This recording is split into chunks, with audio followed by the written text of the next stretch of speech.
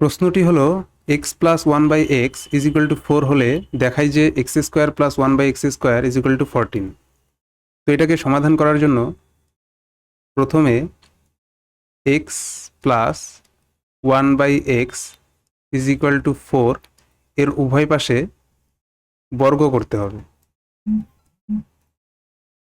বর্গ করলে পাই X square plus 2 into X into one by X plus one by X তার whole square is equal to 16।